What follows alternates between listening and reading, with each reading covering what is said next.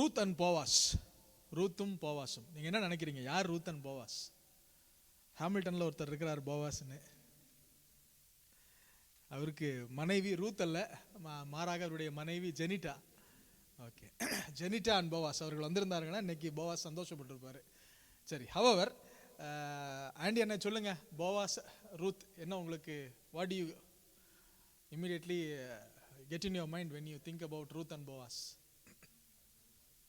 Husband and wife. Okay, வேற ஏதாவது காரியங்கள்? சரி, நம்முடைய வேதாகம் புஸ்தகம் ஒரு அற்புதமான ஒரு புஸ்தகம். இருக்கிறதுலேயே த பெஸ்ட் ஆக்ஷன் மூவிக்கு ஒரு ஸ்கிரிப்ட் எழுதணும்னா இந்த வேதாகம் புஸ்தகம் தான். இருக்கிறதுலே பெஸ்ட் ரொமான்டிக் மூவிக்கு ஸ்கிரிப்ட் எழுதணுன்னாலும் இந்த புஸ்தகம் தான். இருக்கிறதுலே த பெஸ்ட் த்ரில்லர், அதுக்கு நீங்கள் ஸ்கிரிப்ட் எழுதணுன்னாலும் இதை வாசிங்க. வேற எந்த மூவியை காட்டிலும் நீங்கள் இந்த ரூத் புஸ்தகத்தை பார்த்தீங்கன்னு வச்சுக்கோங்களேன், அப்படியே வந்து என்ன சொல்கிறது, காதல் ரசம் சொட்ட சொட்ட எழுதப்பட்ட ஒரு அற்புதமான ஒரு புஸ்தகம். 4 சாப்டர்ஸ் தான். I will encourage all of you, இந்த வாரத்தில் இஃப் யூ ஹேவ் டைம் வீட்டுக்கு போய் இந்த 4 புஸ்தகங்களை உக்காந்து நேரம் எடுத்து, ஹார்ட்லி இட் வில் டேக் 4 சாப்டர்ஸுக்கு ஹார்ட்லி இட் வில் டேக் ஒரு half an hour நீங்கள் ரொம்ப பியூட்டிஃபுல்லாக இந்த புஸ்தகத்தை நீங்கள் படித்து முடித்து விடலாம். I will encourage you, kindly go and read this book. சரி, ஆனால் இந்த புஸ்தகம் ஸ்டார்ட் பண்ணும்போது இன்னைக்கு முதல் 2 சாப்டரை நம்ம எல்லாரும் சேர்ந்து தியானிக்க போகிறோம். ஆனால் இந்த முதல் 2 சாப்டரில் பெரிதாக நீங்கள் ஒரு ரொமான்டிக் புக் அப்படின்னு சொன்னார். ஆனால் இந்த ஃபர்ஸ்ட் 2 சாப்டரில் என்ன ரொமான்ஸே இல்லை அப்படின்ற மாதிரி தான் இருக்கும். ஆனால் அடுத்த 2 பகுதிகள் பார்த்தீங்கன்னா it is completely filled with romance. அது அடுத்த வாரம் நம்ம அந்த பகுதியை நம்ம தியானிக்கலாம்.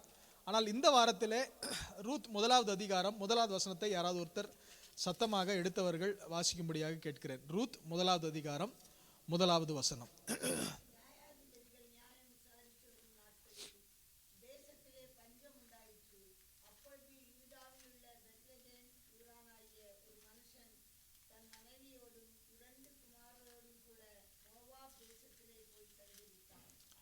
நியாயாதிபதிகள் நியாயம் விசாரித்து வரும் நாட்களில் தேசத்தில் பஞ்சம் உண்டாயிற்று. அப்பொழுது யூதாவில் உள்ள பெத்லகேம் ஊரானாகிய ஒரு மனுஷன் தன் மனைவியோடும் 2 குமாரரோடும் கூட மோவாப் தேசத்தில் போய் சஞ்சரித்தான். என்னை கேட்கிற அருமையான தேவனுடைய பிள்ளைகளே, இங்கே பெத்லஹேம் அப்படின்னு ஒரு இடத்த சொல்லப்பட்டிருக்கிறது. இன்னொரு ஒரு இடம் என்னன்னு சொல்லப்பட்டிருக்கிறது அப்படின்னா மோவாப் அப்படின்னு சொல்லப்பட்டிருக்கிறது. இதே வந்து 21வது வசனத்தில் 1வது அதிகாரம் 21வது வசனத்தில் வாசிக்கும் போது எப்படிப்பட்ட சூழ்நிலையில இந்த யூதாவில் உள்ள பெத்லகேமில் இருக்கிற அந்த நகோமி, எலிமெலேக்கு அவர்களுடைய 2 குமாரர்கள் எப்படிப்பட்ட சூழ்நிலையில இருக்கிறார்கள் என்று வாசிக்கும் போது 21வது வசனத்தில் வாசிக்கிறோம், நான் நிறைவுள்ளவனாய் போனேன், கர்த்தர் என்னை வெறுமையாய் திரும்ப பண்ணினார். சுகின் கொஞ்சம் இந்த எஃபெக்ட்ஸ் மட்டும் எல்லாத்தையும் கொஞ்சம் 0 பண்ணிருங்க சுகின். அப்ப 21வது வசனத்துல நான் நிறைவுள்ளவனாய் போனேன், கர்த்தர் என்னை வெறுமையாய் திரும்ப பண்ணினார் அப்படின்னு வாசிக்கணும். அப்படின்னா அவர்கள் பெத்லகேமில் நிறைவுள்ளவர்களாக இருந்தார்கள். they were sufficient. ஆங்கிலத்தில் சொல்லும்போது ஐ வெண்ட் அவுட் ஃபுல். அப்போ பெத்லகேமில் அவர்கள் குடியிருக்கும் போது அவர்கள் நிறைவாய் இருந்தார்கள். பெத்லகேம் அப்படிங்கிறதுக்கு என்ன அர்த்தம் என்று பார்க்கும்போது ஹவுஸ் ஆஃப் பிரெட், அப்பத்தின் வீடு அப்படின்ற பெத்லகேமில் அவர்கள் குடியிருக்கிறார்கள். குடியிருக்கும் போது அவர்கள் எப்படி இருந்தார்கள் என்றால் நிறைவாக இருக்கிறார்கள். அப்ப நிறைவா இருக்கும்போது அங்க என்ன வருது அப்படின்னு பார்த்தீங்கன்னா தேசத்தில் ஒரு பஞ்சம் உண்டானது. 1வது வசனத்தில் வாசிக்கும் போது தேசத்தில் பஞ்சம் உண்டாயிற்று. தேசத்தில் பஞ்சம் உண்டாயிருந்தது. ஆனா இவங்களுடைய நிலைமை எப்படி இருந்துச்சுன்னா நிறைவா இருந்தார்கள். Everything was full, but there was a famine in the land. தேசத்தில் பஞ்சம் வந்த உடனே நிறைவா இருக்கிறவங்க என்ன நினைச்சாங்க அப்படின்னா நம்ம இந்த இடத்த விட்டு மோவாப் தேசத்துக்கு போயிடலாம். நிறைய நேரத்தில் நம்முடைய வாழ்க்கையிலும் ஆண்டவர் நமக்கு நிறைவை கட்டளையிட்டு இருக்கிறார்.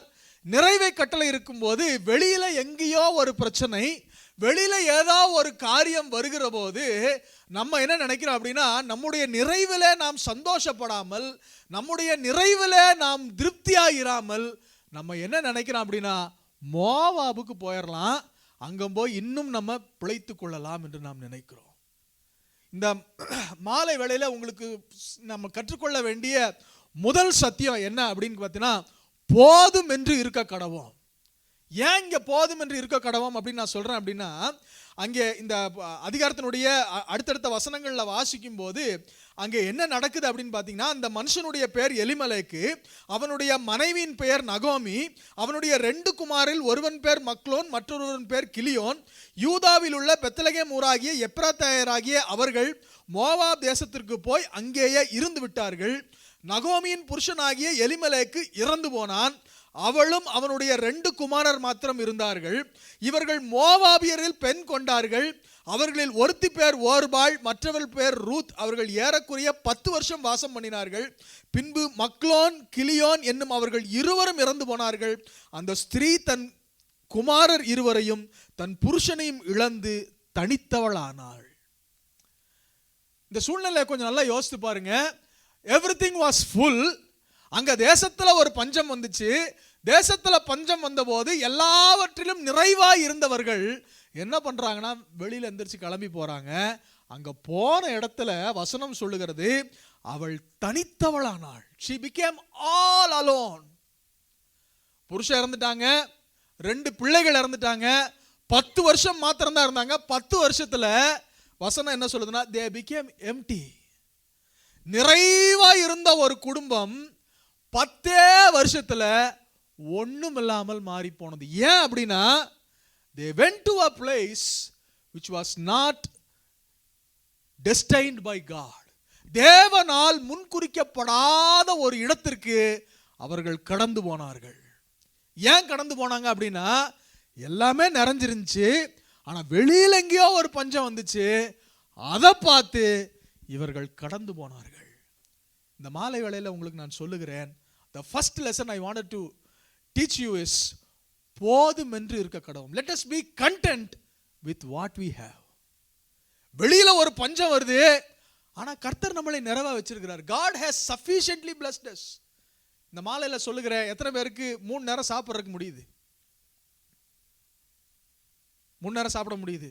நமக்கு நல்லா போட்டுக்கிற ட்ரெஸ் இருக்கா? இருக்கு. வாகனம் இருக்கா? தங்குறதுக்கு கூரை இருக்கா? இதுக்கு மேல என்னங்க வேணும் ஒரு மனுஷனுக்கு? நிம்மதி. இப்ப இந்த மாலை வேளையில உங்களுக்கு சொல்லுகிறேன், நமக்கு தேவையானது இருக்கும்போது அதற்கு மேல இன்னும் வேணும், இன்னும் வேணும், இன்னும் எனக்கு நான் சேர்க்கிறேன் நம்ம சேர்க்கும் போது அது நம்ம எங்கே கொண்டு போய் விடும் என்றால், நம்மை அறியாத மோவாப் தேசத்துக்கு கொண்டு போய் விடும். அந்த மோவாப் தேசம் எப்படிப்பட்டதுன்னா, கொஞ்சம் கொஞ்சமாய் நம்மளை தனித்தவர்களாக்கும். என்னை கேட்கிற அருமையான தேவனுடைய பிள்ளைகளே, ஆஸ்தி நம்முடைய வாழ்க்கையில ரொம்ப அவசியம். ஆண்டவர் ஆசீர்வதிக்கும் போது ஆஸ்தியை தருகிறார். ஆனால் இந்த ஆஸ்தி என்ன பண்ணுது அப்படின்னா, ஆஸ்தி நம்ம கிட்ட வளர வளர வளர வளர வேதாகமத்தில் தொடர்ந்து you can see one principle. ஆஸ்தி பெருகின போது அவர்கள் சேர்ந்து வாசம் பண்ண கூடாது இருந்ததுன்னு வசனத்தில் வாசிக்கிறோம். ஆபிரகாமும் லோத்து வந்தாங்க, 2 பேருக்கும் ஆஸ்தி பெருகுச்சு, அவங்க 2 பேர் சேர்ந்து வாசம் பண்ண முடியல. திரும்ப யாக்கோபு ஏசாவை குறித்து வாசம் பண்ணும்போது அவர்கள் ஆஸ்தி அதிகமாக இருந்தபடியினால அவர்கள் சேர்ந்து வாசம் பண்ண கூடாது இருந்தது அப்படின்னு வாசிக்கிறோம். அப்போ அதற்காக யாரும் சம்பாதிக்க வேண்டாமா, நம்ம சேர்த்துக்க வேண்டாமா அப்படின்னு கேட்டால் அப்படி நான் சொல்லலை. கர்த்தர் நம்மை ஆசீர்வதிக்கிறார். ஆனால் நம்முடைய ஃபர்ஸ்ட் ப்ரையாரிட்டி எல்லாம் எதுவாக இருக்கக்கூடாதுன்னா, நான் சேர்த்தரணும், இதை நான் சம்பாதிச்சிடணும், அதை நான் சேர்த்தரணும், இதுக்கு பின்னாடி நான் ஓடிடணும், அதை வாங்கிடணும், இதை வாங்கிடணும் அப்படின்னு நம்ம இருக்கக்கூடாது. மாறாக, நான் வாங்குறது தேவ சித்தமா, எனக்கு போதும் என்ற மனதுடன், வசனத்தில் வாசிக்கும் போது போதும் என்கிற மனதுடனே கூடிய தேவ பக்தியே மிகுந்த ஆதாயம். Godliness with contempt is great gain. நிறைய நேரத்தில் இன்னும் அடுத்த வசனங்களை வாசிக்கும்போது 1 தீமோத்தேயு 6:8 வாசிக்கும் போது, உண்ணவும் உடுக்கவும் நமக்கு உண்டாயிருந்தால் அது போதும் என்று இருக்க கடவோம். and having food and raiment, let us be there with content. இன்னும் எபிரேயர் 13வது அதிகாரம் 5வது வசனத்தில் வாசிக்கும் போது, நீங்கள் பண ஆசை இல்லாதவர்களாய் நடந்து உங்களுக்கு இருக்கிறவைகள் போதும் என்று எண்ணுங்கள், நான் உன்னை விட்டு விலகுவதும் இல்லை, நான் உன்னை கைவிடுவதும் இல்லை. இந்த மாலை வேளையில நான் சபைக்கு திட்டமாய் சொல்லுகிறேன், நம்ம கொஞ்சம் பேர் தான் இருக்கிறோம், நம்ம கொஞ்சம் பேர் தான் இருக்கும்போது நான் உங்களுக்கு சொல்லுகிறேன், 1 2 3 4 குடும்பத்துக்கு தான், 4 குடும்பத்துக்கு சொல்லுகிறேன், அதிகமாய் பணத்தை சம்பாதிக்கணும்னு சொல்லி உங்க நேரத்தை செலவு பண்ணாதீங்க. Don't spend too much time to gain wealth. நமக்கு இருக்கிறவைகள் போதும். நம்முடைய தேவைக்கு மேலாக நம்முடைய நேரத்தை வெளியில செலவு பண்ணும்போது என்ன நடக்குது அப்படின்னு பார்க்கும்போது, இவர்களுக்கு எல்லாமே கண்டென்ட்டா இருந்துச்சு. இந்த எலிமலேக்கு, நகோமி, மக்லோன், கிலியோனுக்கு போதுமான அளவு இருந்துச்சு. ஆனால் அவங்க என்ன பண்ணாங்கன்னா, எங்கேயோ ஒரு பஞ்சம் வந்துச்சு, அதை பார்த்து பயந்தாங்களா, இல்லை இந்த தேசத்தில் இருந்தால் நம்மளுக்கு இருக்கிறதெல்லாம் காலி ஆயிரும் நினச்சாங்களான்னு தெரியல. இன்னும் மேலும் லெட்டஸ் அக்யூமுலேட் நினச்சாங்களா, இல்லை என்ன காரணத்துக்காக மோவாப் தேசத்துக்கு போனாங்கன்னு தெரியல. ஆனால் போய் அவர்களுடைய குடும்பம் ஒன்றுமில்லாமல் மாறி போனது. இந்த மாலை வேளையில் உங்களுக்கு சொல்லுகிறேன், பி கண்டென்ட். நமக்கு நிறைவாக ஆண்டவர் வைத்திருக்கும் போது அதில் சந்தோஷமா இருங்க. நம்ம எதுக்குங்க நம்ம சம்பாதிக்கிறோம் சொல்லுங்க? why do we earn? அமிகா சொல்லுங்க அமிகா, why do we earn? to enjoy it, right? அப்போ நம்ம அனுபவிப்பதற்கு நாம் அதை சம்பாதிக்கிறோம். ஆனால் நம்ம பேஷனுக்காகவோ இல்லை பணத்திற்காகவோ இல்லை எப்படி நாம் சம்பாதித்தாலும் அதை அனுபவிக்காமல் அதன் பின்னாடியே நம்ம ஓடிட்டு இருக்கோம்னு வச்சுக்கோங்களேன். என் வாழ்க்கையை நான் உங்களுக்கு சொல்கிறேன். ஒரு கட்டத்தில் என் வாழ்க்கையில் ஒரு பெரிய ஒரு பிரச்சனை இருந்துச்சு. என்ன அப்படின்னா, இந்த தேசத்துக்கு வந்துட்டோம். அப்போ நான் எப்படி வேலை செய்வேன் அப்படின்னா, காலையில் 8 மணிலேருந்து 3 மணி வரைக்கும் ஒரு இடத்துல வேலை, 3 மணிலேருந்து நைட்டு 2 மணி வரைக்கும் இன்னொரு இடத்துல எனக்கு வேலை. அப்போ ஹார்ட்லி நான் தூங்குறது பார்த்தீங்கன்னா 2 மணிலேருந்து அடுத்த நாள் காலையில் ஒரு 5, 5:30, 6 மணி வரைக்கும் தூங்குவேன். 4 hours ஆஃப் ஸ்லீப் தான். அப்போ அந்த நாட்களில் எனக்கு நடந்த சம்பவங்கள் பார்த்தீங்கன்னா, ஜெரமியாட்ட நான் பேச முடியாது, ஜெனிஃபர்கிட்ட நான் பேச முடியாது. அப்புறம் ஒரு நாள் உட்காந்து நான் யோசித்து பார்த்தேன், ஏன் நான் ஓடுறேன்? நான் இவ்வளோ சம்பாதிக்கிறேன், இவ்வளோத்த நான் ஏர்ன் பண்ணணும்னு நினைக்கிறேன், இந்த காரியத்தெல்லாம் நான் செட்டில் பண்ணணும்னு நினைக்கிறேன். ஆனால் நான் ஓடி ஓடி ஓடி ஓடி செய்தும் அந்த பக்கம் என்னால் அதை அச்சீவ் பண்ணவே முடியல. ஏன்னா இந்த பணமோ அல்லது பேஷனோ இந்த காரியமெல்லாம் நான் சொல்கிறேன், இட் இஸ் அ மிராஜ். நம்ம ஓட ஓட ஓட ஓட இந்த லெவல்லேருந்து அடுத்ததை காமிக்கும், அடுத்ததுலேருந்து அடுத்ததை காமிக்கும். இது நம்மளை ஓட வச்சுட்டே இருக்கணும். நான் சொல்லுகிறேன், முதலாவது தேவனையும் அவருடைய நீதியும் தேடுங்கள், நிச்சயமாக ஆண்டவர் உங்களுக்கு கொடுப்பாரு. எல்லாத்துக்குமே சொல்கிறேன், நமக்கு ஆண்டவர் போதுமானதை தருவார். ஏன் நான் சொல்கிறேன் அப்படின்னா, இந்த செகண்ட் ஜாபை நான் விட்டேங்க. செகண்ட் ஜாபை எப்படி விட்டேன்னா, 3 மணிலேருந்து நைட் 2 மணி வரைக்கும் செய்கிறத இன்னொரு வேலை கிடச்சிச்சு. அந்த வேலையை நான் ஈவினிங் 3 o'clockலேருந்து நைட்டு 8 o'clock வரைக்கும் செஞ்சேன். Hardly we will do just for 4 or 5 hours மட்டும் நான் செய்வேன்னு சொன்னேன். எனக்கு அதில் பணம் வந்துகிட்டே இருந்துச்சு. பணம் வர வர வர வர நான் யோசித்தேன், இந்த 4 மணி நேரமும் நான், ஏன்னா ஆல்ரெடி 8 hours நான் ஒர்க் பண்ணுறேன், எனக்கு ரொம்ப டயர்டாயிருது, வேறு எந்த காரியத்தை என்னால் செய்ய முடியல. மோர் ஓவர் இதில் முக்கியமான விஷயம் என்னென்னா, என்னுடைய ஒர்க் பெர்மிட் படி I should work only 1 job. நான் 2வது வேலையை நான் செஞ்சு அதுக்கு டேக்ஸும் கட்டல, நான் பண்ணுறது திருட்டணும். நான் இப்போ அந்த வேலையை நான் செஞ்சதனுடைய விளைவு என்னாச்சு அப்படின்னா, ஒன் சைடில் நான் ஏர்ன் பண்ணுவேன், அது ஏதோ ஒரு வகையில் போய்கிட்டே இருக்கும், என்னால் அது கண்டே பிடிக்க முடியாது. ஸோ அப்போ ஆண்டவரே, எனக்கு தேவை நிறையா இருக்குது, நான் சம்பாதிக்கிறது எனக்கு பத்த மாட்டேங்குது, ஆனால் நான் இப்படி ஓடுறதும் இல்லீகலாக இருக்குது அப்படின்னு சொல்லி ஒரு கட்டத்தில் என்ன பண்ணேன்னா, I put a full stop to it. நான் உங்களுக்கு சொல்லுவேன், நீங்கள் என்னை நம்ப மாட்டீர்கள், நான் என்னைக்கு நான் ஃபுல் ஸ்டாப் போட்டனோ அன்னையிலேருந்து இது வரைக்கும் ஆண்டவர் என்னுடைய தேவைகளை அற்புதமாய் சந்தித்தார். It is just not so long. கடந்த 4 மாதங்கள் உங்களுக்கு சொல்லுகிறேன், ஒவ்வொரு மாதமும் 22ஆம் தேதி வரும்போது நான் யோசிப்பேன், 1ஆம் தேதி நான் வாடகை கட்டணும், அந்த வாடகைக்குரிய காசு என்கிட்ட இருக்காது. முதல் மாதம் ஆண்டவர் எனக்கு 2 salary கொடுத்தாரு என் கம்பெனிலேருந்து. They paid me 2 salary for the same time period and I went and told them, they said this is your money. ஏன்னா அவங்க வேற ஒரு பேங்க் அக்கௌண்ட்டில் போட்டாங்க. நான் போய் அவங்கள்ட்ட, இது என்னங்க அந்த பேங்க் அக்கௌண்ட்லையும் போட்டிங்க, இப்போ புதுசாக போட்ட பேங்க் அக்கௌண்ட்லையும் போட்டிங்கன்னு இல்லை, ஃபஸ்ட் டைம் நாங்கள் தப்பாக போட்டோம், அதை நாங்கள் எடுக்க முடியாது, அது உங்கள் காசு அப்படின்ட்டாங்க. 2வது மாதம் என்ன நடந்துச்சுன்னா, சிஆர்ஏல ரொம்ப வருஷங்களாக காத்திருந்தது மொத்தமாக சேர்ந்து ஒரு $3,700 2வது மாதம் வந்துச்சு. அது எனக்கு செகண்ட் மந்த்துக்கும் பத்துச்சு. டூர் வேறு போயிட்டு வந்தோம், கியூபெக்கு டூர் வேறு போயிட்டு வந்தோம். 3rd மந்த்துக்கு பல வருஷங்களாக எனக்கு வராத ஒரு காசு யாரோ வாங்கி வச்சுருந்தவங்க எனக்கு கொடுத்தாங்க. இப்படி ஒவ்வொரு மாதமும் ஆண்டவர் நடத்திட்டே வந்தார். இப்போ எனக்கு யோசனை வந்துருச்சு, ஆண்டவரே நீங்கள் எனக்கு கொடுக்குறீங்க, ரொம்ப சந்தோஷம். ஆனால் மாதம் இந்த 22ஆம் தேதியிலேருந்து 1ஆம் தேதி வரைக்கும் எனக்கு பெரிய மண்டை குடைச்சலாக இருக்குது. ஆண்டவர் எப்படி கொடுப்பாரு? Where will I get money from?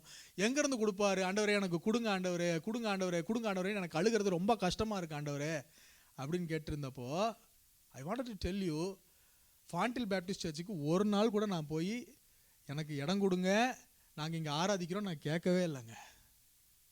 அவர்களே அவுட் ஆஃப் த ப்ளூ எனக்கு வந்து மெயில் அனுப்பிச்சாங்க. எனக்கு மெயில் அனுப்பிச்சு அங்கே அந்த இடத்த அவர்கள் இது பண்ணாங்க.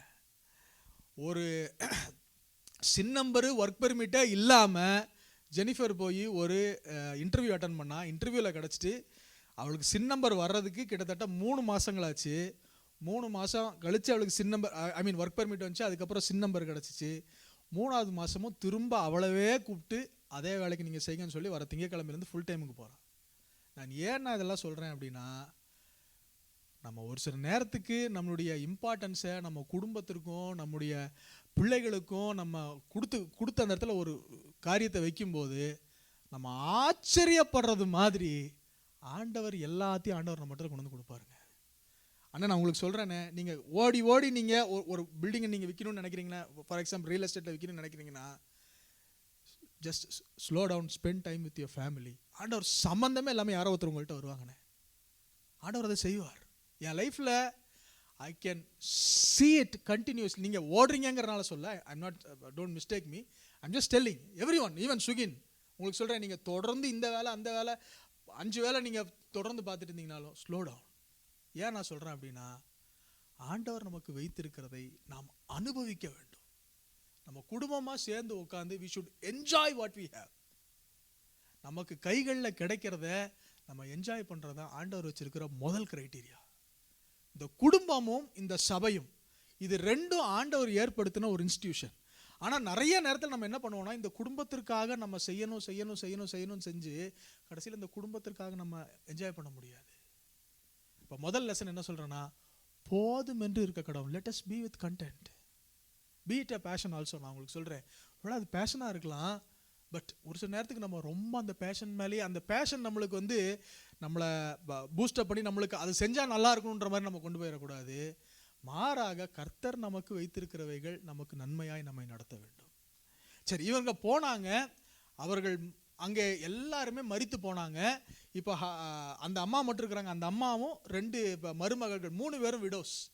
3 பேரும் விடோஸாக அவர்கள் அங்கே இருக்கும்போது அங்கே என்ன நடக்குது அப்படின்னு பார்த்தீங்கன்னா, அவங்க திடீர்னு ஒரு செய்தியை கேட்கிறார்கள். என்ன செய்தியை கேட்கிறார்கள்னா, 6வது வசனத்தில் வாசிக்கும்போது, ரூத் 1வது அதிகாரம் 6வது வசனத்தை வாசிக்கும்போது, கர்த்தர் தம்முடைய ஜனங்களை சந்தித்து அவர்களுக்கு ஆகாரம் அருளினார் என்று அவள் மோவாப் தேசத்தில் கேள்விப்பட்டு தன் மருமகளோட கூட மோவாப் தேசத்திலிருந்து திரும்பி வரும்படி எழுந்து.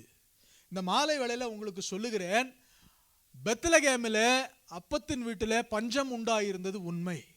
there was a famine in that land. ஆனால் இவங்க ஃபெமைன் வந்தோன்னா உடனே இந்த பக்கம் போயிட்டாங்க. ஆனால் கர்த்தர் என்ன பண்ணாங்கன்னா, பஞ்சத்திலேயே விடலை, மாறாக கர்த்தர் அவர்களை அழைத்து அவர்களை சந்தித்து அவர்களுக்கு ஆகாரம் அருளினார். இந்த மாலை வேளையில் லெசன் நம்பர் 2 நான் உங்களுக்கு சொல்லுகிறேன், கர்த்தருடைய சமூகத்திற்கு திரும்பி வாருங்கள். Come to the presence of God. Make an altar of prayer in your life. Make an altar of Bible reading in your life. உங்கள் வாழ்க்கையில் ஜெபமும் வேத வாசிப்பும் இருக்கும்படி செய்யுங்க. கர்த்தர் உங்களை நிச்சயமாய் சந்திப்பார். உங்களுடைய தேவைகளை கர்த்தர் சந்திப்பார். உங்களுடைய மன ஏக்கங்களை கர்த்தர் சந்திப்பார். உங்களுடைய தனிமைகளை கர்த்தர் சந்திப்பார். நிச்சயமாய் அவர் சந்தித்து அவர் திரும்பி வர பண்ணுகிற கர்த்தர். He is a God who makes us return. நம்ம ரிட்டர்ன் பண்ணணுங்கிறதுக்காக அவர் எல்லா வழியிலையும் நம்ம காரியத்தை போட்டு பார்ப்பார். போன வாரம் நம்ம மார்னிங் ப்ரேயரில் நாங்கள் இடத்தை தியானித்தோம் அப்படின்னா, God's purpose is that Jacob should go to Egypt and die there. அப்போ யாக்கோபுடைய யாக்கோபுடைய வாழ்க்கையில எகிப்து தேசத்தில் தான் அவன் மரணம் அடையணும்னு சொல்லும்போது அவன் போக மாட்டேன் அப்படின்னு முரண்டு பிடிக்கிறான். பென்யமீனும் கூட அனுப்ப மாட்டேன்னு முரண்டு பிடிக்கிறான். அப்போ ஆண்டவர் உடனே என்ன பண்றாருன்னா பஞ்சத்தை இன்க்ரீஸ் பண்றாரு, பிரச்சனையை இன்க்ரீஸ் பண்றாரு, ப்ராப்ளத்தை ப்ரொலாங் பண்றாரு. காரணம் என்ன அப்படின்னா அவர் நினைச்சதை செய்ய வைக்கிறதுக்கு நம்ம வாழ்க்கையில ஏராளமான சூழ்நிலையை அனுமதிச்சுக்கிட்டே இருப்பார். இன்னைக்கு இந்த மாலையில சொல்லுகிறேன், sometime God allows famine, God allows wilderness, God allows loneliness, God allows all sort of things in our life so that he can grab our attention. நம்முடைய அட்டென்ஷனை அவர் பக்கம் திரும்பணுங்கிறதுக்காக நம்முடைய வாழ்க்கையில எல்லா விதமான பிரச்சனைகளையும் அவர் அனுமதிக்கிறார். இப்ப 2வது லெசன் உங்களுக்கு சொல்லுகிறேன், திரும்பி வாருங்கள்.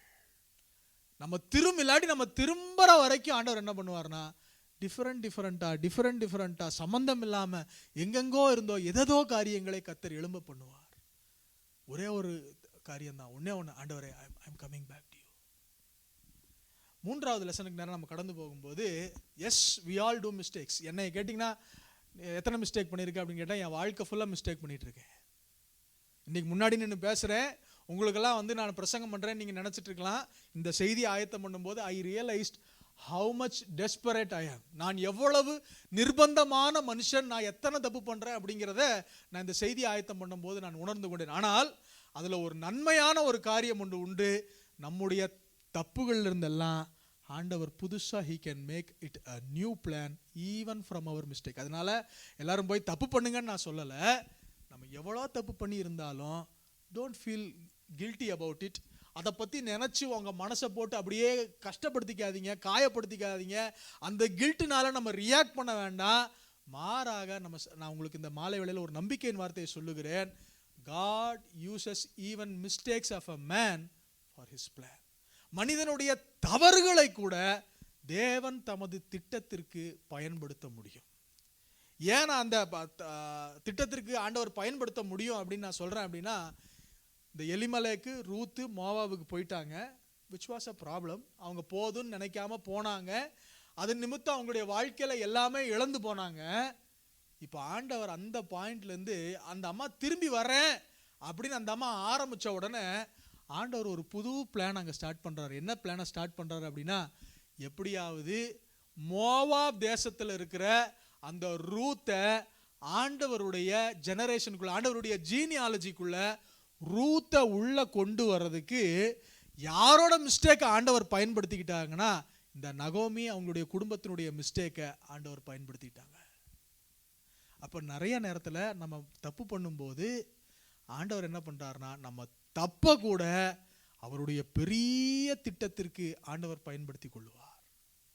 இந்த மோவாபை குறித்து நான் சொல்லும்போது, ஹூஸ் மோவாப் அப்படின்னு பார்க்கும்போது, லோத்தை, சோதோம் கொமோரா பட்டணத்தை ஆண்டவர் அழிக்க போகிறார். அப்போ சோதோம் கொமோரா பட்டணத்தை ஆண்டவர் அழிக்கும் போது ஆண்டவர் என்ன பண்ணுறாருன்னா, லோத்தும் அவனுடைய மனைவி பிள்ளைகள் எல்லாத்தையும் கையை பிடிச்சி வெளியில் கொண்டு வந்து விட்டுறாங்க. அவங்க மலைக்கு ஓட சொல்கிறாங்க. மலைக்கு ஓடும்போது லோத்தினுடைய மனைவி திரும்பி பார்த்து உப்பு தூணாய் மாறிட்டா. அப்போ இந்த 2 குமாரத்திகள் லோத்துக்கு இருந்தாங்க. அவங்க என்ன பண்ணாங்க அப்படின்னா, அவங்க அப்பா கூடயே தப்பு பண்ணி பிள்ளைகளை பெற்றார்கள். அப்படி பிறந்த பிள்ளை தான் ஒருத்தன் பேர் மோவாப், இன்னொருத்தன் பேர் அம்மோன். அவங்களுடைய சந்ததியை தான் their generation was the Moabites and Ammonites. அப்படி அருவருக்கத்தக்க ஒரு கேவலமான ஒரு ஜாதி. அந்த மனிதர்களை பிடித்து அவங்க கிட்ட இருந்து தேவன் ஆண்டவராகிய இயேசு கிறிஸ்துவினுடைய ஜீனியாலஜி யார்கிட்ட வரணும்னு ஆண்டவர் பிளான் போட்டார்னா, அப்படி வெறுத்து அசிங்கம், இது மோசம், இது ஆகாது அப்படின்னு தள்ளுன மோவாபு கிட்ட இருந்து ஆண்டவர் தம்முடைய ஜீனியாலஜியை கொண்டு வரணும்னு நினைச்சாரு. அதுக்கு யாரோட தப்பை யூஸ் பண்ணிக்கிட்டாருன்னா, இந்த நகோமியோட ஃபேமிலியோட தப்பை யூஸ் பண்ணிக்கிட்டாரு. இன்னைக்கு நான் சொல்றேன், ஏன் அதை சொல்றேன்னு தெரியல, but I talk with conviction.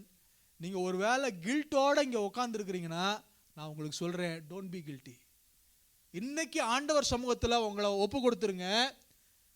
ஆண்டவர் உங்க தப்புகள்ல இருந்து ஒரு புது பெரிய பிளானை ஆண்டவரால் உண்டாக்க முடியும். ஒரு சில வசனங்களை மட்டும் வாசிக்கலாம்.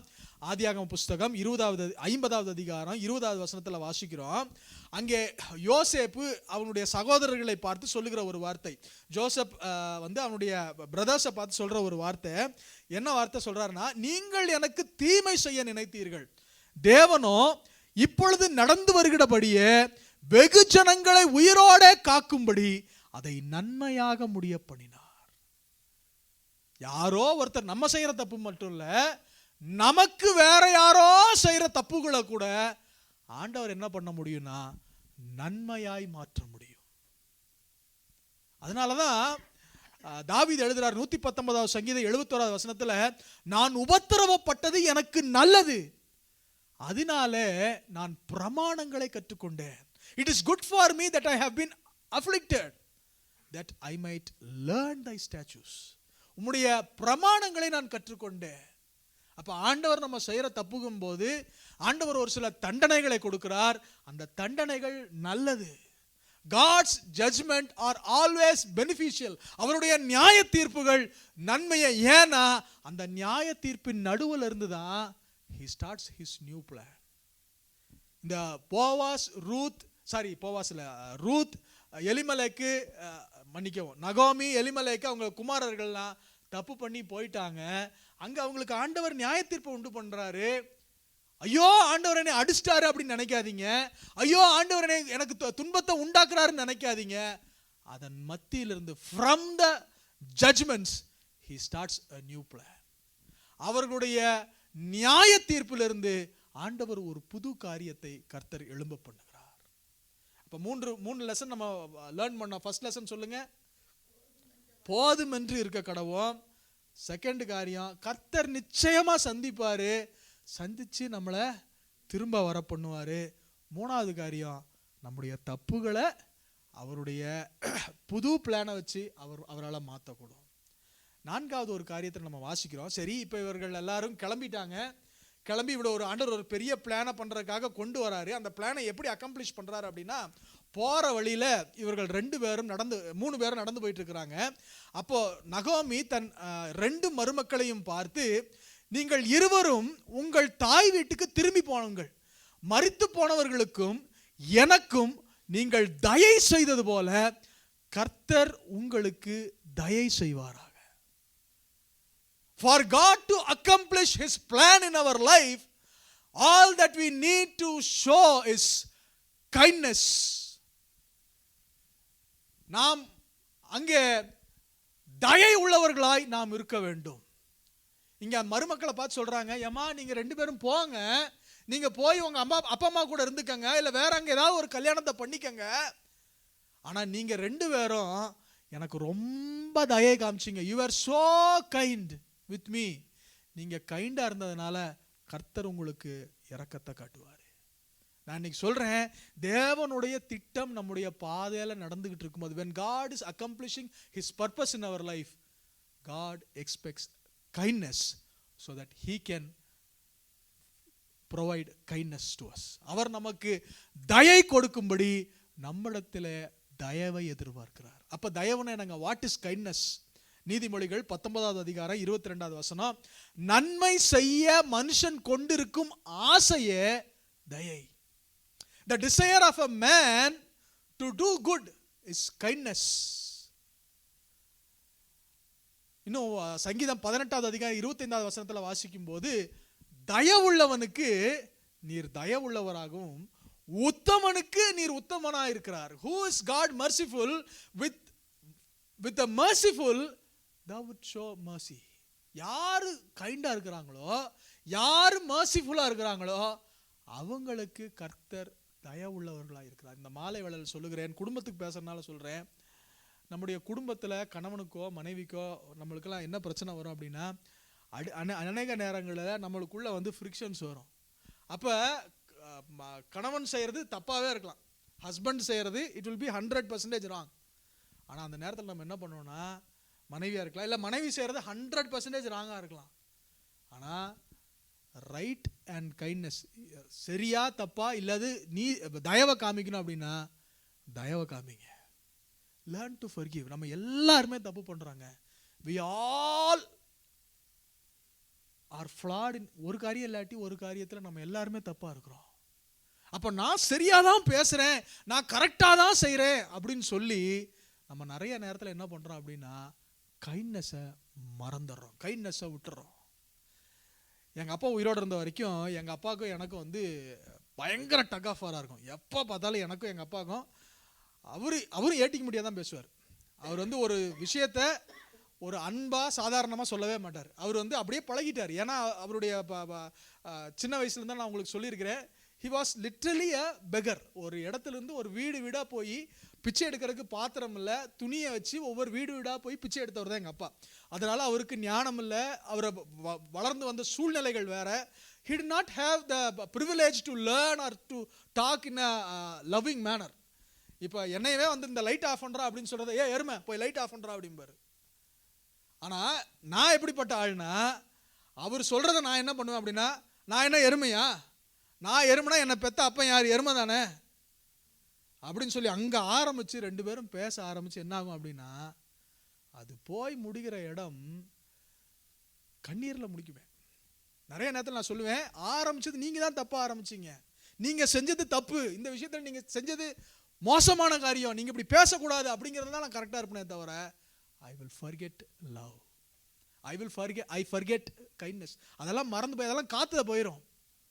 காற்றுல போயிட்டு நான் பிடிச்சது கரெக்ட் தான் அப்படிங்கிறத ப்ரூவ் பண்ணுறதுக்காக நிறைய நேரத்தில் அதை பேசி நான் கரெக்டாக தான் செய்கிறேன், நான் செய்கிறது கரெக்ட் தான், நான் இப்படி தான் இருக்கணும், there is no deviation to left or deviation to the right, இப்படி தான் இருக்கணும்னு பேசுவேன்.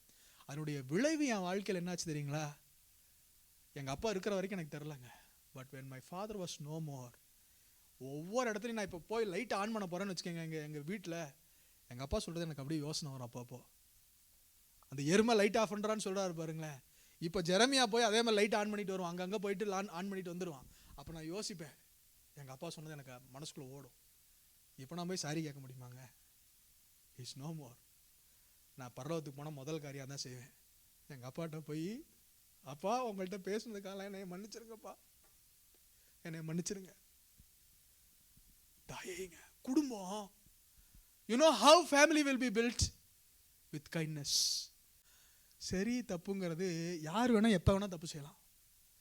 அதில் நம்ம முக்கியமாக காட்ட வேண்டியது என்னன்னா தயவு, கைண்ட்னஸ். Be kind. தப்பாகவே இருக்கட்டும்ங்க, தப்பாகவே இருக்கட்டும், தப்பு ரைட்டை பார்க்காதீங்க, அன்பை காமிங்க. நம்முடைய குடும்பம் எல்லாம் கட்டப்பட வேண்டும், குடும்பம் எல்லாம் தழைக்க வேண்டும் என்று நீங்கள் நினைத்தீங்கன்னா what you have to show is kindness. If it is ஒரு ஸ்கேலில் ஒரு பக்கம் சரி தப்புன்னு இருக்கு, இன்னொரு பக்கம் கைண்ட்னஸ் இருந்துச்சுன்னா கைண்ட்னஸுக்கு தாங்க வெயிட்டேஜ். ஏன்னா யாக்கோபுல ஒரு வசனம் சொல்லுகிறது, இரக்கம் உள்ளவனுக்கு இரக்கமுள்ள நியாய தீர்ப்பு. The kind will receive a kind judgment and in the last day, கடைசி நாளில் இரக்கம் மேன்மை பாராட்டுமா. ஸோ அப்போ நம்முடைய வாழ்க்கையில் இரக்கம் உள்ளவர்களாக இருக்க வேண்டும். அடுத்த லெசன் நம்பர் 5, பி கமிட்டட். அர்ப்பணிப்புள்ளவர்களாக இருக்காங்க.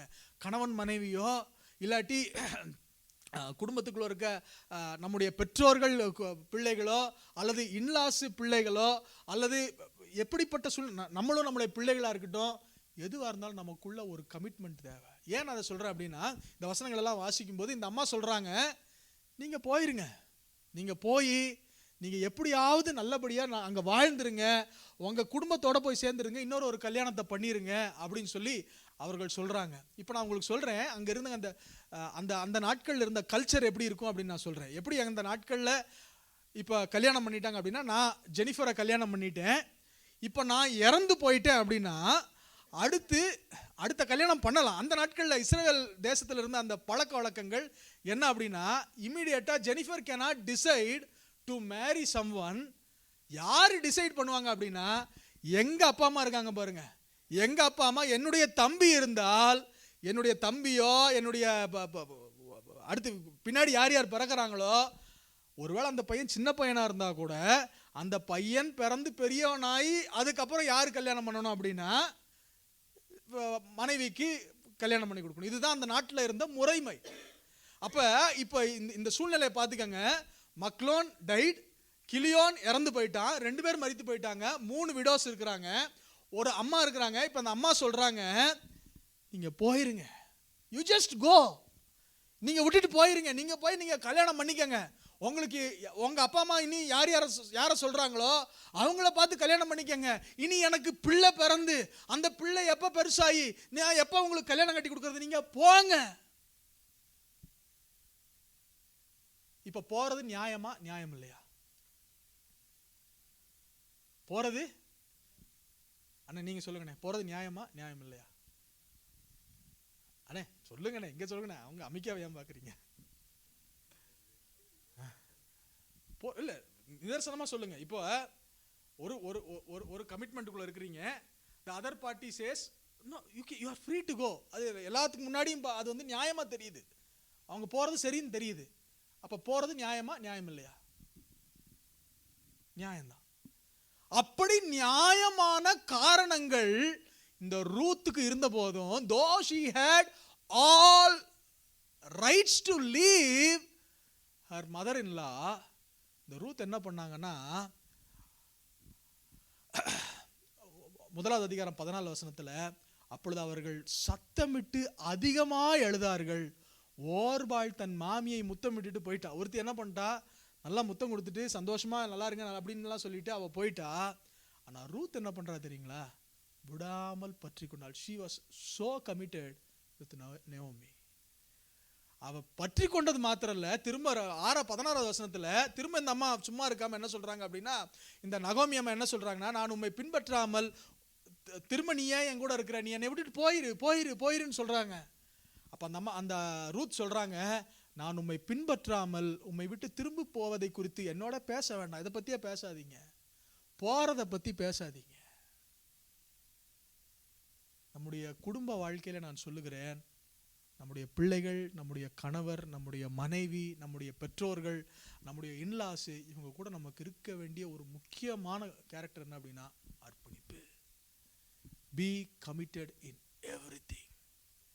நம்மளுக்குள்ள எல்லாத்துக்குள்ளுமே டிஃபரன்ஸ் ஆஃப் ஒப்பீனியன் வரும். ஆனால் அந்த ராத்திரி வேளையில் சொல்லுகிறேன், இந்த ரூத் சொன்ன வார்த்தையிலிருந்து நான் சொல்லுகிறேன், நான் உம்மை பின்பற்றாமல் உம்மை விட்டு திரும்பி போவதை குறித்து என்னோட பேச வேண்டாம். Let's not talk about it. இந்த மாலை வேளையில் சொல்லுகிறேன், எந்த காரணத்தை முன்னிட்டு எந்த கமிட்மெண்ட்டும் நம்மளை விட்டுறணுங்கிறத நம்ம யோசனையில் பின்னாடி கூட தூக்கத்தில் கூட நம்மளுக்கு அந்த யோசனைகள் இருக்கக்கூடாது. எல்லா நேரத்துலையும் we are committed. ஏன்னா நம்ம எல்லாத்துக்குள்ளேயும் தப்புகள் இருக்கு, எல்லாத்துக்குள்ளேயும் பிரச்சனை இருக்கு. we have to be committed. நம்முடைய வேலையில் be committed. நம்முடைய சபையில் நான் உங்களுக்கு சொல்லுகிறேன், ஏதோ குடும்பத்தில் மாத்திரம் இல்லை, in church be committed, in your work be committed. எல்லா இடத்துலையும் அர்ப்பணிப்பு ரொம்ப முக்கியம். அதாவது God is accomplishing his great purpose from his judgment, from நம்ம விழுந்து போன இடத்துல இருந்து ஆண்டவர் ஒன்று புதுசா கட்டி கொண்டு வராரு. அப்ப ஆண்டவர் நம்மகிட்ட எக்ஸ்பெக்ட் பண்றதெல்லாம் என்னன்னா, ஃபர்ஸ்ட் தயை, செகண்ட் என்ன அப்படின்னா அர்ப்பணிப்பு. 3வது காரியத்துக்கு நேரா போலாம். அங்க லெசன் நம்பர் 6 என்ன அப்படின்னா, அவங்க திரும்பி வரும்போது ஒன்று தயை காமிக்கிறவங்களா இருக்கணும், இன்னொன்று கமிட்டடா இருக்கணும். 3வது காரியம் என்னன்னா அக்செப்ட் ஒன் another. ஒருவரை ஒருவர் ஏற்றுக்கொள்ளுங்கள். அப்படின்னா எல்லா நேரத்திலையும் எல்லாத்தோட தப்பவே நம்ம ஏற்றுக்க முடியாது. இவங்க தப்பாவே தான் இருப்பாங்க அப்படின்னு நம்ம சொல்ல முடியாது. அப்போ அவங்க தப்பாவே அவங்களை ஏற்றுக்குவோமே. we have to accept with their flaws. அதுக்கு ஒரு சில வசனங்களை காண்பிக்கிறேன். இந்த ரூத் 1வது அதிகாரம் 11வது வசனத்துல 11, 12, 13 3 வசனத்துல இந்த மாமியார் மருமகளை பார்த்து சொல்லுகிற வசனத்தை பாருங்க. என் மக்களே, 11வது வசனத்துல என் மக்களே, and Naomi said turn again my daughters. 12வது வசனத்துல என் மக்களே திரும்பி போகுங்கள், turn again my daughters. 13வது வசனத்துல என் மக்களே. திரும்ப திரும்ப திரும்ப அந்த அம்மா சொல்றது என்னன்னா என் மக்களே, என் மக்களே, என் மக்களே அப்படின்னா she accepted them. இருக்கிற தப்போடவே அவர்களை ஏற்றுக்கொண்டார்கள். ரோமர் 15வது அதிகாரம் 7வது வசனத்துல வாசிக்கிறோம், ஆதலால் தேவனுக்கு மகிமை உண்டாக கிறிஸ்து நம்மை ஏற்றுக்கொண்டது போல நீங்களும் ஒருவரை ஒருவர் ஏற்றுக்கொள்ளுங்கள். கிறிஸ்து நம்மளை எப்படி ஏற்றுக்கொண்டாரு? how did Christ accept us? சொல்லுங்க சுகி, ஆண்டவர் எப்படி ஏத்துக்கிட்டாரு? நீங்க 100% நல்லா இருக்கும்போது உங்களை ஏத்துக்கிட்டாரா, இல்ல எல்லாத்துலயுமே தப்பு இருக்கும்போது உங்களை ஏத்துக்கிட்டாரா? தப்பு இருக்கும்போது ஏற்றுக்கிட்டாரு. அப்போ இந்த மாலை வேளையில் சொல்லுகிறேன், சிலருக்கு பேச்சில் பிரச்சனை இருக்கும், சிலருக்கு ஏதாவது ஒன்று கொண்டு வந்து இதை செய்யுங்க அப்படின்னா அந்த காரியத்தை அப்படியே மறந்துடுவாங்க. அவங்களுக்கு செயலில் சிலருக்கு தப்பு இருக்கும். இப்போ என்ன மாதிரி ஆளுகளுக்கெல்லாம் பார்த்தீங்கன்னா டக்குன்னு ஒன்று சொல்ல சொல்ல சர்ன்னு கோபம் வரும். எனக்கு அப்படி தப்பு இருக்கும். ஜெனிஃபருக்கு நம்ம ஒன்று சொல்லனா சொல்லி முடிக்கிறதுக்கு முன்னாடியே அவன் ஆன்சரை சொல்லிடுவா. நான் என்ன சொல்கிறேனே கேட்க மாட்டா. அவள் என்ன நினைக்கிறாளோ அதை சொல்லிடணும். அவளுக்கு அப்படி ஒரு பிரச்சனை. சுகின் ரொம்ப மறப்பார், அது எனக்கு தெரியும். மறக்கிற பிரச்சனை. நான் என்ன சொல்கிறேன், குடும்பத்தில் சபையில் ஒருத்தரை ஒருவர் இருக்கிற மாதிரியே ஏற்றுக்கங்க. நான் சொல்கிறேன், பொதுவாக ஆண்களுக்கு மறதி ரொம்ப ஜாஸ்தி. நான் உங்களுக்கு முன்னாடியே சொல்லியிருக்கிறேன்னு நினைக்கிறேன். ஆண்களுக்கு மறதி ரொம்ப ஜாஸ்தி. ஜெனிஃபர் என்கிட்ட போகும்போது சொல்லுவா, ஏங்க கருவேப்பிலையை மறக்காமல் வாங்கிட்டு வாங்க அப்படிம்பாங்க. நான் எல்லாத்தையும் வாங்கிட்டு சொல்லாததெல்லாம் வாங்கிட்டு வருவேன். ஆனால் அந்த கருவேப்பிலையை மட்டும் என்ன பண்ணுவேன், மறந்துடுவேன். ஆனால் நீங்களும் அப்படி தானே? சரி, ஆண்களுக்கு மறதி ஜாஸ்தி. இதோட ஒரு எக்ஸாம்பிள் சொல்கிறேன். ஜிப்போராக்கு பர்த் சர்டிஃபிகேட் கொடுக்க போனாங்க. ஜிப்போராவோட பர்த்டேவை மறந்து ஏன் பர்த்டேவை எழுதி கொடுத்துட்டு வந்துட்டேன். 6 மாதமாக வரல. என்ன ஏன் வரல நானும் எம்பிபி ஆஃபீஸ்க்கெலாம் போய் ஏன் வரலன்னு கேட்டு பார்க்கும்போது கடைசியில் கண்டுபிடிச்சது என்ன அப்படின்னா, ஜிப்போரா பர்த்டேக்கு பதிலாக ஏன் பர்த்டே எழுதி கொடுத்துருக்கேன். அப்படி ஆண்களுக்கு இயற்கையிலேயே எங்களுக்கு மறதி ஜாஸ்தி. பெண்களுக்கு அவங்களுக்கு இயற்கையாகவே ஆண்டவர் என்ன கொடுத்துருக்காருன்னா, நம்மளுக்கெல்லாம் வந்து ஐ திங்க் ஒரு நாளில் வந்து 40,000 வேர்ட்ஸ்ன்னு நினைக்கிறேன். அவங்களுக்கு விமனுக்கு பார்த்தீங்கன்னா 3 times நம்மளை விட 3 மடங்கு அதிகமாக அவங்கள்ட்ட பேசணும். நம்ம வெளியில் போயிட்டு நம்ம ரொம்ப டயர்டாக வரும்போது தான் அவங்க என்ன ஆரம்பிப்பாங்க புதுசாக, அது எப்படி ஆச்சு, சும்மாறேன் நான் வந்தால் அப்புறம் நாளைக்கு சொல்கிறேனே. ஆனால் நம்மளுக்கு பேச முடியாது, அவங்களுக்கு நிறையா பேசணும். இப்போ நான் ஏன் இதெல்லாம் சொல்லுகிறேன் அப்படின்றால், நாம் இருக்கிறது போலவே நாம் ஒவ்வொருவரையும் ஏற்றுக்கொள்ள வேண்டும். சிலர் நல்லா உபசரிப்பாங்க, சிலர் போன உடனே நம்மளுக்கு வீட்டில் நல்லா உபசரித்து இது பண்ணுவாங்க, சிலர் கண்டுக்கவே மாட்டாங்க. போன வாரத்தில் ஒரு இங்கிலீஷ்காரங்க வீட்டுக்கு போனேன் டு யூ வாண்ட் வாட்டர்னாங்க. சரி தண்ணி தான் அப்படி கேட்பாங்கன்னு நினச்சேன். கடைசி வரைக்கும் நான் சாப்பிட்றேன் நீங்கள் உட்காந்துருங்க நாங்கள். அவங்க சாப்பிட்டு முடித்தாங்க, எல்லாமே முடிச்சுட்டு வந்து கடைசியில் பேசி அனுப்பிச்சாங்க. எனக்கு வந்து அப்படி தானே ஓகே. நான் அப்புறம் வெளியில் வரும்போது யோசித்தேன், இப்படியும் நாம் ஒரு சிலரை ஏற்றுக்கொள்ள வேண்டும். நான் சொல்கிறேன், சிலர் நல்லா உபசரிப்பாங்க, சிலர் உபசரிக்கவே மாட்டாங்க. சிலர் நல்லா வார்த்தைகளில் பேசுவாங்க, சிலர் அன்பாக பேசுவாங்க, சிலருக்கு பேசுறது பிடிக்காது. அப்போ எல்லாவற்றையும் நாம் இருக்கிறது மாதிரி ஏற்றுக்கணும். ஏன் தெரியுங்களா, நான் பெரிய தியாகிங்கிறனால அப்படி ஏற்றுக்க கூடாது. என்னை ஒருத்தர் அதே மாதிரி ஏற்றுக்கிட்டாரு. ஆமென்.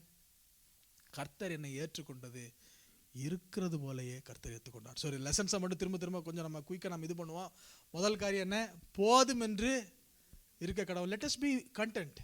2வது காரியம், நிச்சயமாக கர்த்தர் திரும்பி வர பண்ணுவார். அது ஒரு வாக்கு தத்துவம். இன்றைக்கி நான் உங்களுக்கு சொல்லுகிறேன், கர்த்தர் நிச்சயமாய் சந்திப்பார், கர்த்தர் உங்களை நிச்சயமாய் திரும்பி வர பண்ணுவார். 3வது காரியம், டோன்ட் பி வித் கில்ட். உங்களுடைய எல்லா கில்ட்டுக்கு நடுவில் God has a wonderful plan. 4வது, பி கைண்ட். எல்லாத்துலேயும் தயை உள்ளவர்களாக இருங்க. 5வது காரியம், பி கமிட்டட் இன் எவ்ரிதிங். நீங்கள் வேலையாக இருக்கலாம், சபையாக இருக்கலாம், குடும்பமாக இருக்கலாம், பிள்ளைகளாக இருக்கலாம், பிள்ளைகளுடைய ஸ்கூலாக இருக்கலாம், பி கமிட்டட் இன் எவ்ரிதிங். 6வது காரியம், ஒவ்வொருத்தரை ஏற்றுக்கொள்ளுங்கள். Accept one another. இருக்கிறது மாதிரியே ஏற்றுக்கங்க. அது ரொம்ப கஷ்டமான ஒரு காரியம். 7வது காரியம், இதெல்லாம் செஞ்சு முடிச்சுட்டு இப்போ பேசிட்டுலாம் வந்துட்டு ஊருக்குள்ளே வந்துட்டாங்க. இந்த காரியமெல்லாம் நடந்துட்டு அப்படியே வந்து என்ன பண்ணிட்டாங்கன்னா பெத்லகேமுக்கு வந்துட்டாங்க. இப்போ பெத்லகேமுக்குள்ளே வந்த உடனே என்ன நடக்குது அப்படின்னா, அந்த வசனத்தை வாசிக்க, ரூத் 1வது அதிகாரம் 22வது வசனம். இப்படி நகோமி மோவாபிய ஸ்திரீயான தன் மருமகள் ரூத்தோடும் கூட மோவாப் தேசத்திலிருந்து திரும்பி வந்தாள். வார்கோதுமை அறுப்பின் துவக்கத்தில் எங்கே வந்துட்டாங்க, பெத்லகேமுக்கு வந்து விட்டார்கள். இந்த மாலையில் சொல்லுகிறேன், before the harvest starts, come into the field. அங்கே அறுவடை ஆரம்பிப்பதற்கு முன்பதாக வயல்வெளிக்குள்ளே வாருங்கள். பெத்லகேமுக்குள்ள திரும்பி வந்துருங்க. அப்படின்னா என்ன அர்த்தம் அப்படின்னா, திரும்ப ஆண்டவர் ஒரு நாள் வரப்போகிறார். அங்கே நம்ம எல்லாம் சபைக்குள்ளே இருக்கிற வயலாகிய இந்த சபைக்குள்ளே, ஃபீல்டாகிய இந்த சபைக்குள்ளே இருக்கிறவர்களை அவர் அறுத்து சேர்த்து கொண்டு தம்முடைய களஞ்சியமாகிய பரலோகத்தில் கொண்டு போய் சேர்க்க போகிறார். அப்படி சேர்க்கிறதுக்கு முன்னாடி, அந்த ஹார்வெஸ்ட்டுக்கு முன்னாடி நம்ம எங்கே போயிடணும் அப்படின்னா வயலுக்குள்ளே வந்துடணும். நான் உங்களுக்கு சொல்லுகிறேன், சபையிலே நாட்டப்பட்டு இருங்கள். சபைக்குள்ளே நம்ம உள்ளே வந்து சேர்ந்துடணும். எது வரைக்கும் இவங்க இருந்தாங்க அப்படின்னா, எது வரைக்கும் அதுக்கப்புறம் பெத்லகேமுக்குள்ளே வந்து ஒரு ஃபீல்டுக்கு போய் அங்கே போய் அறுப்பு கதிரை பொறுக்குனாங்க. எது வரைக்கும் அந்த அம்மா கதிர் பொறுக்கிட்டு இருந்தாங்க அப்படின்னா, ரூத் 2:23 வாசிக்கிறோம், அப்படியே கோதுமை அறுப்பும் வார்கோதுமை அறுப்பும் தீர் மட்டும் அவள் கதிர் பொறுக்கும்படி போவாசனுடைய வேலைக்காரிகளோட கூடியிருந்து தன் மாமியினிடத்தில் தங்கினாள். அப்போ எது வரைக்கும் சபைக்குள்ள இருக்கணும் அப்படின்னா, கர்த்தர் வர்றது வரைக்கும், அறுப்பு முடிவது வரைக்கும் நீங்க எங்க இருக்க வேண்டிய இடம்னா சபைக்குள்ள இருக்க வேண்டிய இடம்.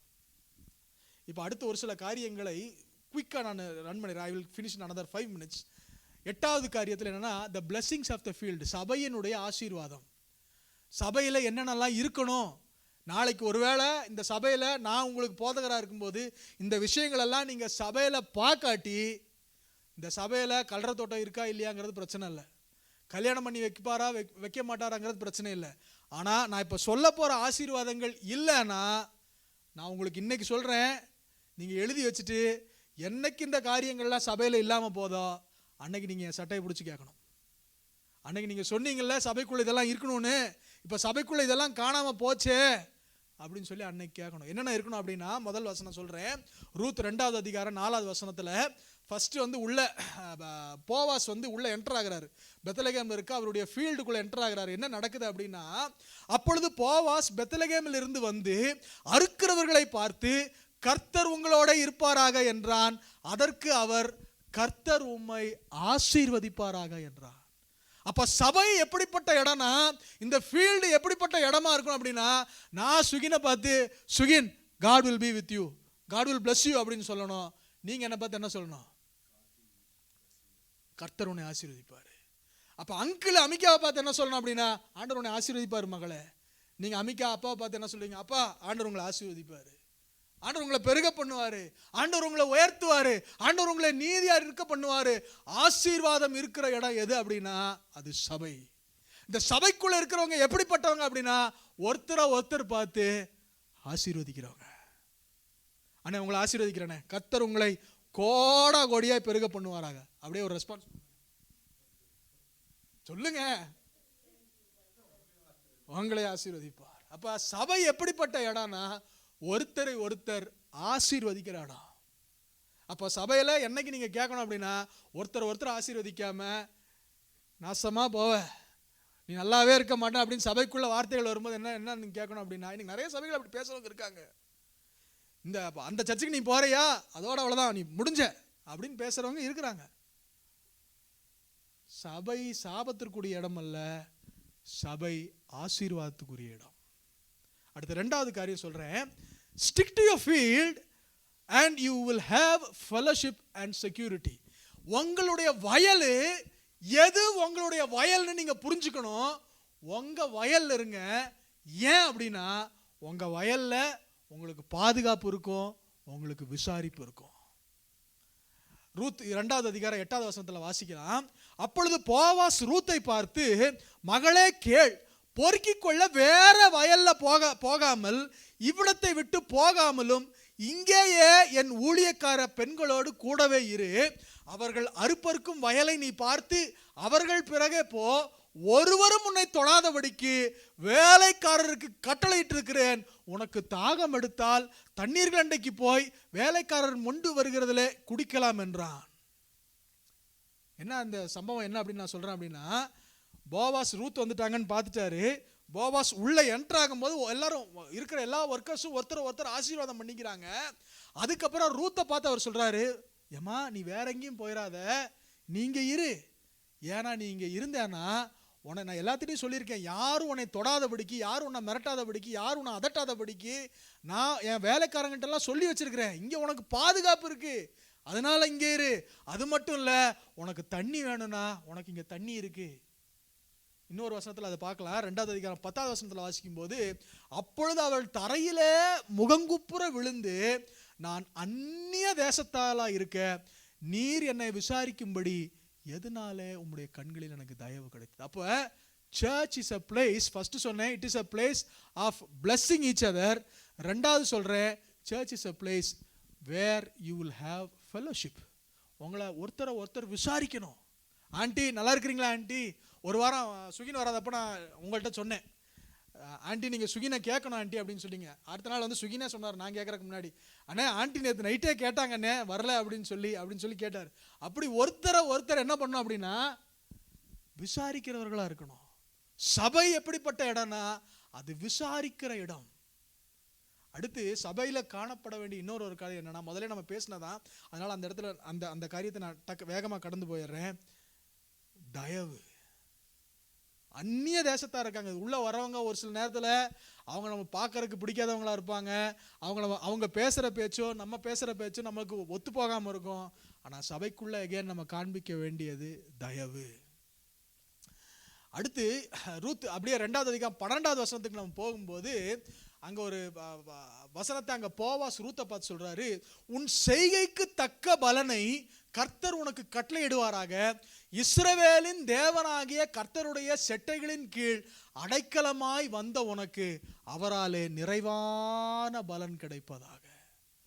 அப்படின்னா வயலுக்குள்ள இன்னொன்று என்ன இருக்கு அப்படின்னா, உன் செய்கைக்கு தக்க பலன், ஒரு கிரியை இருக்கிறது. there is some work inside church. சபைக்குள்ள ஒரு கிரியையை நாம் செய்ய வேண்டும். ஒருவேளை அது ஜெபிக்கிறதா இருக்கலாம், இல்ல அது கொடுக்கிறதா இருக்கலாம், இல்ல நேசிக்கிறதா இருக்கலாம், இல்ல விசாரிக்கிறதா இருக்கலாம், இல்லாட்டி ஒரு 4 பேர்த்த உட்காந்து அவர்கள்ட்ட அவங்க பிரச்சனையை பேசி நம்ம அதை பத்தி கேட்கறதா இருக்கலாம். But there is work inside the church. ஒருவேளை இன்னைக்கு நம்ம சின்னதா இருக்கிறோம், நம்ம சின்ன சபையா இருக்கும்போது ஆண்டவர் சேர்க்கிற ஒவ்வொருத்தரும் நம் தூண்களாய் மாற வேண்டும். தூண்களாய் மாறும்போது நான் உங்களுக்கு சொல்லுகிறேன், நம்ம எல்லாத்துக்கும் சபையில் வேலை இருக்கிறது. You have to make a time for church. ஏன் சொல்கிறேன் அப்படின்னா, இங்கே நீங்கள் செய்கிற கிரியைகளையும் வேலையையும் கர்த்தர் மறந்து போக மாட்டார். எபிரேயர் 6வது அதிகாரம் 10வது வசனத்தில் வாசிக்கிறோம், ஏனென்றால் உங்கள் கிரியையையும் நீங்கள் பரிசுத்தவான்களுக்கு ஊழியம் செய்ததினாலும் செய்து வருகிறதுனாலும் தமது நாமத்திற்கு காண்பித்த அன்புள்ள பிரயாசத்தை மறந்து விடுகிறதற்கு தேவன் அநீதி உள்ளவர் அல்ல. அப்ப இங்க நீங்க வேலை செய்யறத, இங்க நீங்க ஸ்பெண்ட் பண்றத, இங்க நீங்க இன்வெஸ்ட் பண்றத ஆண்டவர் மறக்க மாட்டாரு. உங்க கணக்குல எழுதி வச்சிருப்பாரு. கடைசி நாள்ல நீங்க பரலோகத்துக்கு போகும்போது அதற்குரிய பலன் உண்டாகும். நான் உங்களுக்கு சொல்கிறேன், பணங்காசு வேலைகள் இதெல்லாம் நம்ம செய்யாமல் இருந்தாலும் உங்க இடத்துல நான் அன்பாய் கேட்கறது, சபைக்காக ஒரு 30 செகண்ட்ஸ் ஜோம் பண்ணுங்க. ரொம்ப இல்லைங்க, 30 செகண்ட்ஸ். ஒரு நாள் டெய்லி ஒரு டைம் வச்சுக்காங்க. காலையில் 9 மணிக்கு ஒரு அலாரம் வச்சுக்காங்க. 30 செகண்ட்ஸ். ஆண்டவரே எங்கள் சபையை ஆசீர்வதிங்க, எங்கள் சபையை இன்க்ரீஸ் பண்ணுங்க, எங்கள் சபைக்குள்ள ஆத்மா வரணும். எத்தனை பேர் நாங்கள் 10 பேர் 12 பேருமா நாங்கள் சேர்ந்து இங்கே ஆராய்ச்சிட்டு இருப்போம். எங்களை சபையை பெருக பண்ணுங்க, எங்கள் சபைக்குள்ள வசனம் இருக்கணும், ஜோம் பண்ணுங்க. Just 30 seconds. அப்போ சபையிலே ஒரு வேலை உண்டு, வயலிலே ஒரு வேலை உண்டு. அடுத்து ரூத் 2வது அதிகாரம் 14வது வசனத்தில் வாசிக்கும் போது, பின்னும் போவாஸ் சாப்பாட்டு வேளையிலே அவளை பார்த்து, நீ இங்கே வந்து இந்த அப்பத்தில் புசித்து காடியிலே உன் துணிக்கையை தோய்த்துக்கொள் என்றான். அப்படியே அவள் அறுப்பறுப்பவர்கள் அருகே உட்கார்ந்தாள். அவர்களுக்கு வறுத்த கோதுமையை கொடுத்தான். அவள் சாப்பிட்டு திருப்தி அடைந்து மீந்ததை வைத்து கொண்டாள். அப்ப சபைக்குள்ள இன்னொன்று என்ன இருக்கு அப்படின்னா, சாப்பாட்டு நேரம் வந்துச்சு. சாப்பாட்டு நேரம் வந்தப்போ என்ன இருந்துச்சா, அவன் கூப்பிட்டு அப்பத்தை கொடுத்தாரு, தோய்த்து எடுத்துக்கிறக்க அங்கே காடியை கொடுத்தாரு. அவள் சாப்பிட்டு திருப்தி அடைந்தாள். நான் இந்த மாலை வேளையில் சொல்லுகிறேன், நீங்கள் சபைக்குள்ளே வந்தீங்கன்னா வசனம் உங்களை திருப்தியாக அனுப்பணும். வெளியில் திருப்தி இல்லாமல் நீங்கள் திரும்ப போகிறீங்க அப்படின்னா வீட்டுக்கு போய்ட்டு எனக்கு ஃபோன் பண்ணுங்க, பாஸ்டர் இன்னைக்கு எனக்கு திருப்தியே ஆகலை, இன்னைக்கு வசனம் சரியில்லை, எங்கேயோ உங்கள்கிட்ட ஒரு ஓட்டை இருக்குன்னு சொல்லுங்க, நான் அன்பா ஏத்துக்குவேன். I will accept it with love. ஆனா சபைக்குள்ள இருக்க வேண்டியது என்னன்னா, வசனம் இருக்க வேண்டும். நான் உங்களுக்கு சொல்றேன், if you want to choose a search, வசனத்துல சபைக்குள்ள வசனம் இல்லாத எந்த சபையும் தேர்ந்தெடுத்துடாதீங்க. வசனம் நிச்சயமா இருக்க வேண்டும். எப்படி வசனம் இருக்கும் அப்படின்னா, அவள் சாப்பிட்டு அவள் திருப்தி அடைஞ்சது மாத்திரம் அல்ல, மீந்ததை எடுத்துக்கொண்டாள். மீந்ததை எடுத்துட்டு அந்த அம்மா என்ன பண்ணாங்க அப்படின்னா, 2வது அதிகாரம் 18வது வசனத்துல, அவள் அதை எடுத்துக்கொண்டு ஊருக்குள் வந்தாள். அவள் பொறுக்கினதை அவளுடைய மாமி பார்த்தாள். தான் திருப்தியாய் சாப்பிட்டு மீதியாய் வைத்ததையும் அவள் எடுத்து அவளுக்கு கொடுத்தாள். It was not just she was satisfied, but she had left over and she was able to give that to her mother-in-law. இந்த மாலையில சொல்லுகிறேன், இந்த சபையில எவ்வளோ வசனம் இருக்கணும் அப்படின்னா, நீங்க இங்க திருப்தியா சாப்பிட்டு நீங்க என்ஜாய் பண்றது மாத்திரம் இல்ல, இந்த வாரத்துல யாரையா பார்க்கும்போது அங்க சொல்லி கொடுத்தாங்க, இந்த வசனம் நமக்கு ஞாபகம் வரணும். அந்த அளவுக்கு திருப்தியா போஷிக்கப்படணும். இந்த மாலை வேளையில let me just recap all the lessons and then we will go from here. முதலாவது லெசன் சொல்லுங்க, போதும் என்று இருக்க கடுவோம். 2வது, கர்த்தர் நிச்சயமாய் உங்களை சந்திப்பார். நீங்க திரும்பி மட்டும் வாங்க. திரும்பி வந்தீங்கன்னா கில்ட்டோட இருக்காதீங்க. God has a magnificent bigger purpose for you. அந்த பர்பஸை ஆண்டவர் அக்கம்ப்ளிஷ் பண்ணும்போது தயவுள்ளவர்களா இருங்க. 2வது, கமிட்டடா இருங்க. 3வது, இருக்கிற மாதிரியே ஒருத்தர் ஏற்றுக்கொள்ளுங்க. 4வது காரியம், வயலுக்குள்ள வந்துருங்க. அறுவடை வர்றதுக்கு முன்னாடி வயலுக்குள்ள வந்துருங்க. 5வது காரியம், இந்த வயல்ல இருக்கும்போது ஒருத்தரை ஒருத்தர் ஆசீர்வாதம் பண்ணுங்கள். 6வது காரியம், இந்த வயல்ல எது உங்க வயல் அறிந்து அந்த வயலிலே இருங்கள். அந்த வயலிலே உங்களுக்கு பாதுகாப்பு உண்டு, விசாரிப்பு உண்டு.